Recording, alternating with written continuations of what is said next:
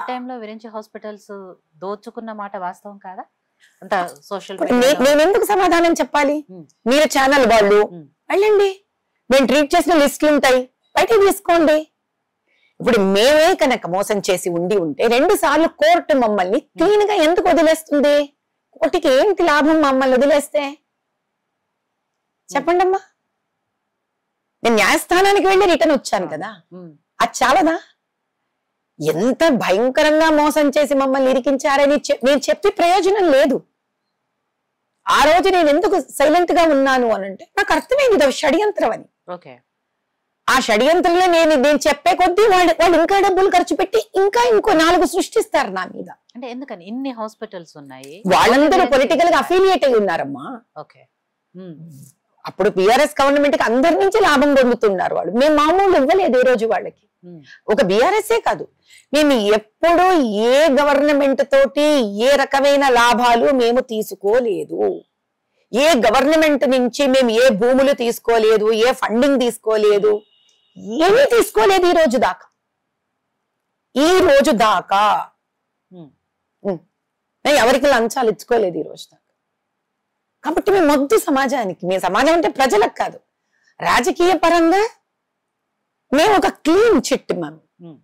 కాబట్టి మాకు ఏ రాజకీయ పార్టీతో అఫిలియేషన్స్ లేవు, మేము ఎవరికి లాబింగ్ చెయ్యలేదు.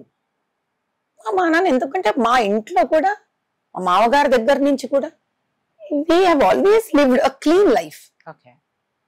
కాబట్టి ఇప్పుడు రాజకీయ పరంగా నీకు ఒక రాజకీయ పార్టీతో ఒక పొత్తు లేకపోతే వాళ్ళ దృష్టిలో వీడిని టార్గెట్ చేసేయచ్చు, వీడు ఎవడొచ్చి వీడికి హెల్ప్ చెయ్యడు.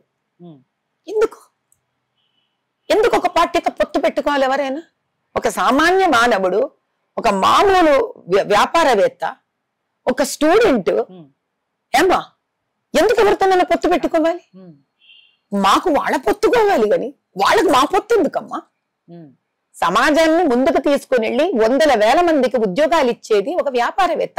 అతను ఎందుకు ఒక రాజకీయాలతో పొత్తు పెట్టుకోవాలి? అతని పని అతను చేసుకుంటూ వెళ్తున్నాడు. ఏ వ్యాపారవేత్త అయినా. ఒక స్టూడెంట్ ఉన్నాడు, చక్కగా అబ్బాయో అమ్మాయో చదివే చదువు వాళ్ళు చదువుకొని దేశాన్ని, తనని, తన కుటుంబాన్ని ఒక అద్భుతమైన భవిష్యత్తు ఇవ్వాల్సిన వాళ్ళు. వాళ్ళకెందుకు మా రాజకీయంతో ఒక పొత్తు వాళ్ళు పెట్టుకోవాలి?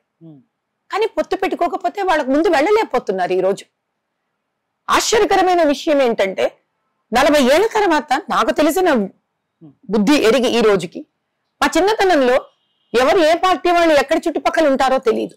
ఈరోజు ప్రతి ఇంటి నుంచి ఒక వ్యక్తి రాజకీయంతో పొత్తు పెట్టుకుంటే గానీ వాడికి జీవనాధారం జరగట్లేదు. ఎంత దయనీయ స్థితి తల్లి అది. నాకు వీడు తెలుసు, నాకు వాడు తెలుసు, ఫోటోలు పెట్టుకోవాలి ఈ రోజు. పెట్టుకుంటే కానీ నీకు పోలీస్ స్టేషన్ లో పనులు జరగవు. ఎవరి డబ్బులు ఎవరు తింటున్నారమ్మా? సామాన్య మానవుడి డబ్బులు వాడి ట్యాక్స్ తోటి ఒక ప్రభుత్వం నడుస్తుంది.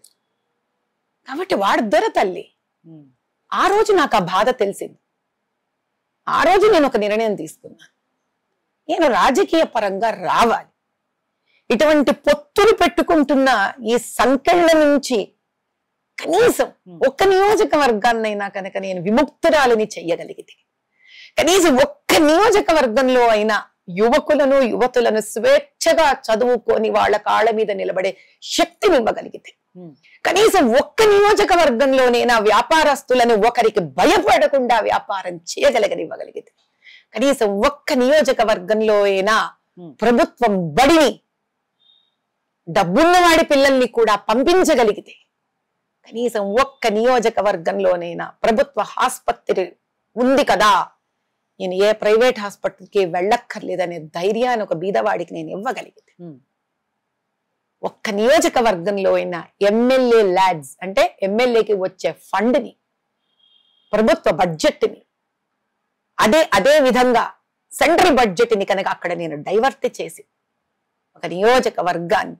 కేవలం బతకడానికే కాదు ఎదగడానికి కూడా ఒక స్థాయిని కనుక తీసుకురాగలిగితే, ఆ రోజు బహుశా నిజంగా రాజ్యాంగ పరంగా డెమోక్రటిక్ గా నేను నా బాధ్యతను నేను నిర్వర్తించిన దాన్ని అవుతాను. నేను చూసిన ఇబ్బంది ఇంకెవ్వరికీ రాకూడదు.